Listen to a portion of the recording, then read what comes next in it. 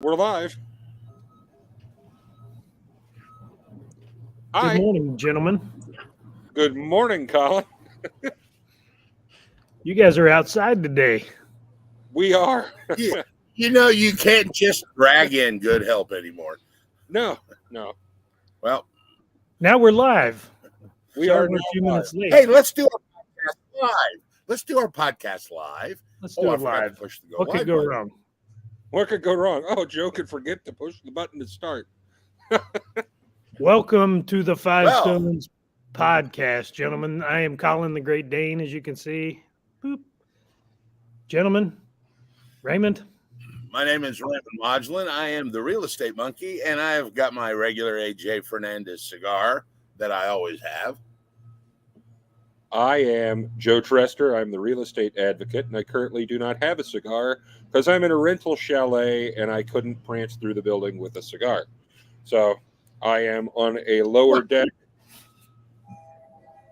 in lovely Gatlinburg, All right. enjoying the weather. Coffee, cigars, and Smoky Mountains. That's a pretty nice combo. Yes. Yeah. I am It's at a the pretty Five neat- Stones. I'm at the Five Stones Mortgage headquarters with no mountains, but it is nice today. Yeah, I would say it's 48 degrees here. High is headed towards the mid 50s, maybe even touch 60 degrees. It was 64 yesterday down here. Yep. So it's We may nice. set a record in Indianapolis. The record is 66 degrees for this date in history, and the forecast is 65.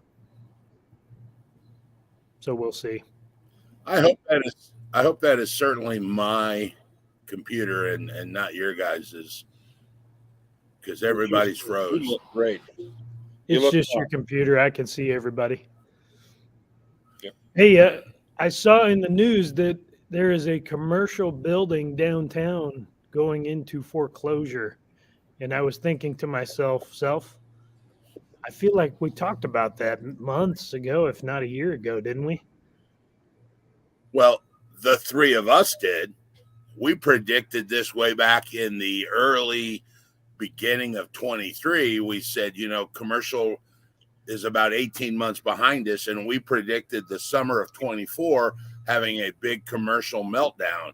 And it's funny how now everybody in just a few more months till we get to the summer are going, oh, commercial melt. Dude, we were calling this 18 months ago. Well, we just talked about it in January when we did our two-parter on what we thought was going to happen, and we all kind of gave our prognostication for the year. That was one of the things we talked about, was commercial real estate was going to fall on its face. Evidently, the Regions Bank Tower, they missed a payment in the fall, and I don't know if the loan got called. I don't know all the details, but they were unable to satisfy the lender's demand. So let's see what happens with that. But it was a $70 or $75 million debt. Yeah, I think they missed more than one payment. I'm just going out on a limb. I guess that's a big payment on $75 million. You would think, though, that at this point, one payment, like Joe's saying, how many people are going to buy a $75 million building? Maybe 3 or 4 total. And you would assume that they're like, okay, if you're back in the sink of things, we can reapportion that, put it back on the end, modify the loan. But I'm guessing that there was some forecasting where they said, yeah, we missed a payment, but we're probably going to miss a couple more. And that's probably what did it. Yep. Well, if they're under duress and the financials are tough. Now, it's interesting to me. I know banks are under a lot of stress. I even saw Janet Yellen on earlier in the week talking about keeping a close eye on the small banks and the stress of commercial lending on them. So it's interesting to me that a bank doesn't make a loan payment. If Regions Bank owns it, I find that amusing. Like, just take some I'm going money to out foreclose of on the myself. That approve is kind yourself of for a little ironic. extra and write the check. That is kind of ironic that a bank that forecloses upon people is actually now the victim of this foreclosure.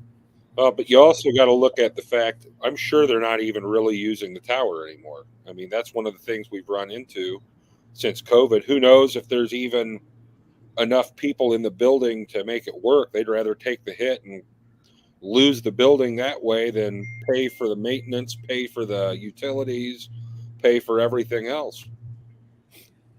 So I've not here's been a in that good building. I've not been in Here's that a building question. for a long time, but they may have tenants and other stuff. So It's true. I have no idea what kind of stress they're under. I'm sorry, So Randy. Go how? ahead. Well, Colin, you can answer this, and this is where the little guy is going to get pissed off. How will a foreclosure affect Regions Bank, a Fortune 500 company, compared to how it would affect you or I on our personal credit? Because, like, Well, they're just going to this building and say, okay, foreclosure. It's not, oh, are they worried about getting a credit card next week that they can't get now? Or, I think at that level, you're talking about stock shares being affected, and then their bond ratings to be able to borrow money. Or another thing many people don't know about banks is on bigger loans, a lot of times one bank isn't capitalized enough to make a loan, but it's a profitable loan, so they will involve other banks and do some co-insurance on that credit. So it will just hurt their reputation with other banks and in their capacity to borrow money and deal with other things the way the financial system works. so It could hurts this their be stock the shares. beginning of the end for Regions? Oh, a lot of small banks. I think I don't know how many we lost. I think it was actually in the hundreds, maybe 500 banks in the last couple of years.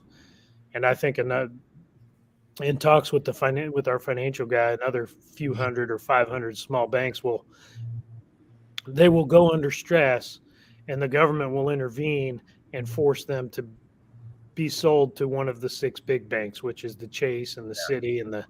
So eventually, the big banks will absorb their customers, eliminate all the duplication of executives and all the staff that isn't needed, and so it will mean job losses, and the big banks will get bigger. That's what will happen. So, for you out there listening, understand the word stress that Colin is using is not like the emotional stress that maybe somebody has.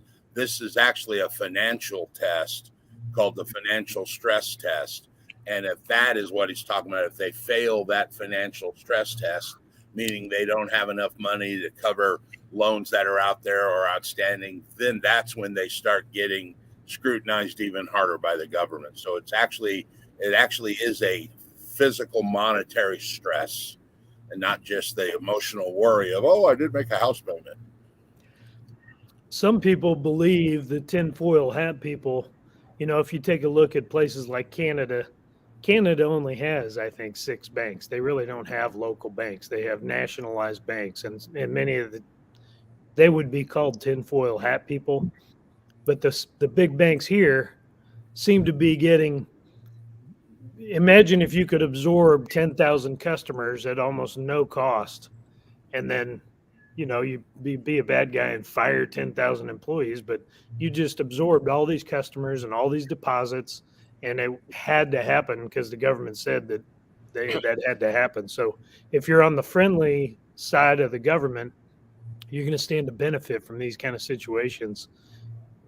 So here's my question, and where I go with it. All of these larger banks that they're going to, use to absorb the rest of these smaller banks, were they not all of the banks that the government, quote, bailed out when everything fell apart? So could it possibly be, oh, look, the government owns the bank, even though they don't own the bank. And now you've got the government really getting into the banking world by forcing these companies that, hey, remember when we saved you, now you're going to do this. So it's still government driven. So I don't know that, because I'll put my tinfoil hat on and tell you that it seems a little bit like a conspiracy. I don't know. And then Janet Yellen going, oh, they're all falling apart. And magically someone comes in on their little white stallion to save the day by buying the bank. It seems like a setup. Well, back in the day, when the crisis came and they bailed out the banks, finger quote bailout, they had a committee and they had the 10 biggest banks sitting in there, and they gave them all billions of dollars with which to absorb the other smaller banks that were going out. Mhm. So they basically financed the the upsizing of those and the destruction of all the smaller banks. They just had the big banks, gave them big checkbooks and Well, if you watch the movie Too Big to Fail, that scene is actually played out.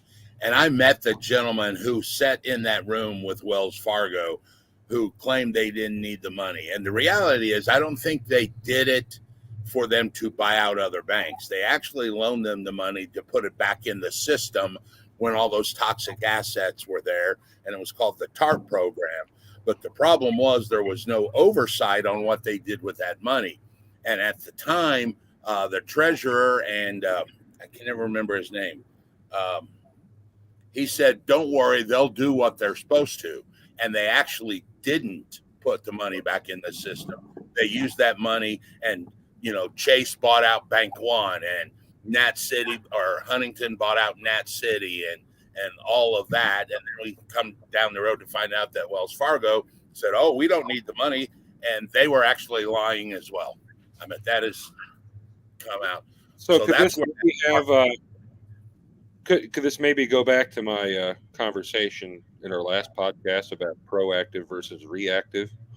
The government was reacting to something, did stuff, and did not have any forethought or be able to be proactive enough to realize that when you leave people on their own devices and you have nothing in place as far as regulation, they're going to do what's best for them. And that's what happened. That is a great example. And if you go watch the movie Too Big to Fail, there's actually a time clock down in the corner showing all that. And you are absolutely right. I mean, they waited till like Thursday of the last week. And Paul Giamatti plays Greenspan. And Greenspan says, if you don't do something by Monday, the country will be bankrupt. And so they did wait till the last minute. And they waited so long that when they wrote that TARP law, they didn't have enough time, so they just created the basic premise and didn't put any oversight in what they should do with that money, and they used it to buy other banks. And that, like I said, the movie Too Big to Fail, if you're interested, is a great movie to go watch. Get through the first 20 minutes where they save, was it Bear Stearns? And then they let others, or they let Bear Stearns fail, but then they turn around and save AIG, which coincidentally, guess which insurance company holds the House and Senate's retirement plan? That'd be AIG. AIG. And they didn't let it fail. So No, but they let Michael Jackson die. They were they were backing his new concert when he died. So that was all AIG back then too. So it scares me that you know that. Well, when you had a daughter that enjoyed watching all of that stuff, So now is the time for your investors out there. If you are sitting on some cash or have access to cash, we have claimed for almost 2 years that you will be able to get a couple of great deals. However, providing you actually have a use for that building. Let's use that tower. That's probably going to be a good deal. $75 million value. Let's just use that. Somebody will probably come in and could get it for half that, 50 cents on the dollar. But even if you did, what do you do with it? Because, the mindset on office especially has changed tremendously. Joe and I are sitting 1,000 miles from our office, and we were both still working today from here. Tens of thousands of square feet of office space downtown in a place that, people don't really want to go. Yeah, that's a good point. That is a special purpose of a building, So unless we start going back into the offices full time, it's going to be a tough sale. it's getting easier and easier to not have to. I mean, I've been coming down for Super Bowl weekend to Gatlinburg for the better part of 10 years. And when I first started coming down here, I would lose cell service, would lose radio, all of that stuff, to the point that now, coming down here this last time, Cell service was better than it's ever been, had no disruptions with anything. I had Wi-Fi the entire way down because my cell phone worked. I could, pull off the road, pull out a computer for 30 seconds and do something and then keep going. Everything, and it's just getting better. I mean, it's not going to go backwards. Well, we are actually doing this broadcast at a house that has Wi-Fi. So we are doing this live from Gatlinburg. So, yeah, I think with the technology, I don't think it's ever going to go backwards, like Joe said. Now, I heard yesterday, I was in this online group. It was like a watch group, okay? But anyway, one of them works from home. Physical watches. Physical wrist watches. Not one like of them works from home. It was the first time, the point of this is it was the first time I heard a complaint about working from home. For the last few years, this person had been working from home. They're a single person outside of Houston. They wanted to work from home. They loved it. And now, 2-3 years into it, they were saying, I don't get to meet people. I don't interact with people. This online group is my social activity for the day. I'm miserable. They actually have the opposite thing happening now after a couple years of working from home. So I don't know if that was just the first time I'd heard that in that light. And I got to thinking that maybe there is an end to that. Maybe people do want that human interaction. Joe, did you just move under the awning? I did move under the awning. It appears to be raining currently, and I didn't want it to rain upon me. Feeling that myself. I was thinking, because I'm getting ready to switch to under the awning over here, because it is now raining here in Gatlinburg. It kind of felt like that guy that runs around with the green screen behind him and his laptop here doing things, standing up, trying to keep the laptop in place and still function. But yeah, it is moist out. You never know what kind of curveball is going to come your way. No, but you have to adapt. See, I should have been more proactive and sat under an awning as opposed to not. But, I've decided to react instead. Shame on me. Well, back to what Colin said. Our children have had social interactions is now the online gaming world. My youngest, who is 18 and a half, his whole social world is the online gaming. The old days of like you and I and Joe going outside and playing with our friends doesn't happen. Mm-hmm. He gets on his game box or Xbox or Q box or whatever it is, and that's his social world. Yeah. So I understand what that guy's saying. That's working at home. Your social world is now this. But humans do need it. And maybe online satisfies it, but I don't know, For me, it's different, okay? I just like to be around people in person, but that's just my nature. But I see how this also would be addictive to, if you weren't used to being outdoors and being around physically around people, it would be a drawing. I'd be drawn in to want to interact with people online. I think what it's going to do is it's going to push, when we have real life interaction, it's going to push us more towards social events and things that we want to do. And I think business and work and school is going to get pushed to an environment like this because people just want to do what they have to do and get on with their day. So, I think that's where we're going to make the switch. People want to be out, for example, the cigar club, obviously, it's nice to have some place to smoke a cigar, but we go there because we like the interaction. We like to be around people. People will go to those places and do that. People are still going to go to Kings Island or Disney World or come down here for a week and wander around and be around people. But in order to make that happen, they're going to do stuff like this where they don't have to go somewhere to get done what they have to get done so they can go do what they want to do. And it is flat pouring down rain here in Gatlinburg. Yes.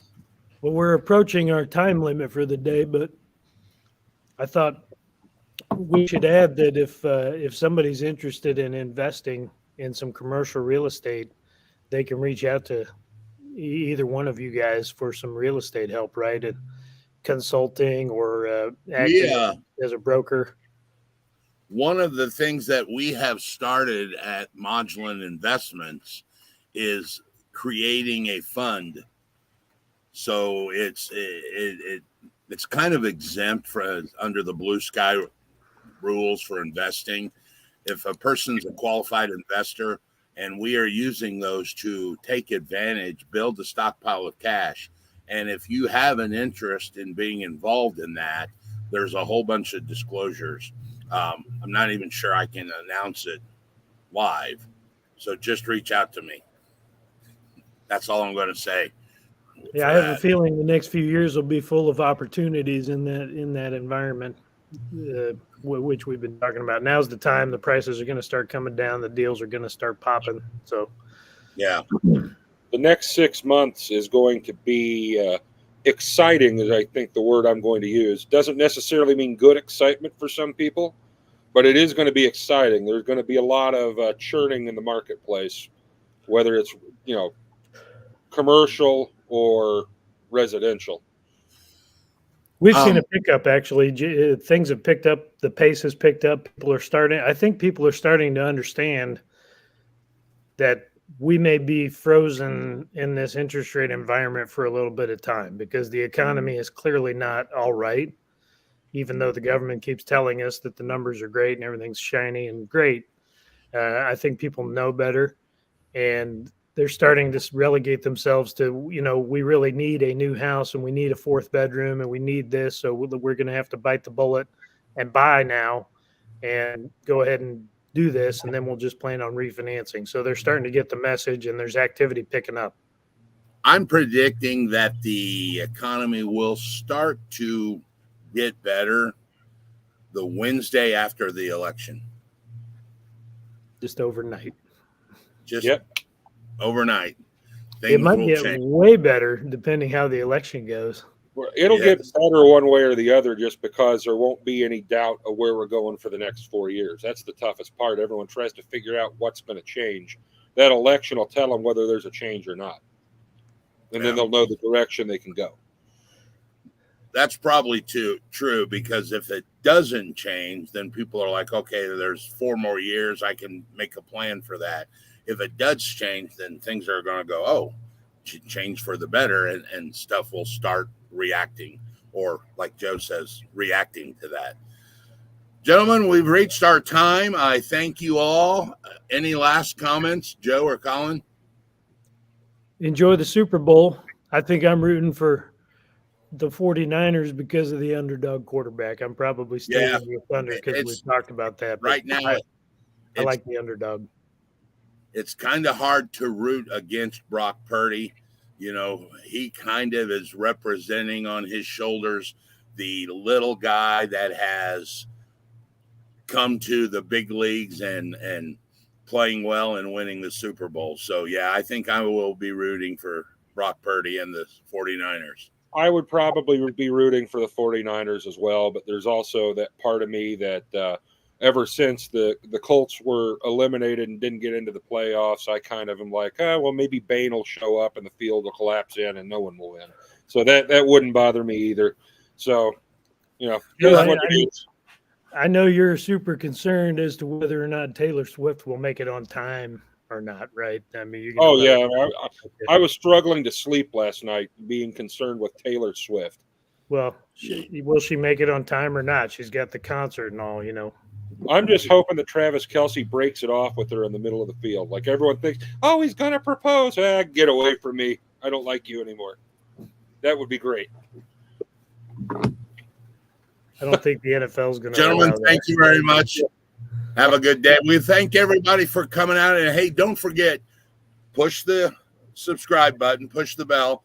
And we haven't mentioned, if you have an interest and have any comments or want to talk, come on. Joe can set this up so that we can have you on here. And no matter what side you are on, if you're on the other side, come in and try and change our mind. If you're on our side, come in and sit with the winners. So put it in the comment. Joe will reach out to you. Gentlemen, thank you for coming. And have a good day. Harumph.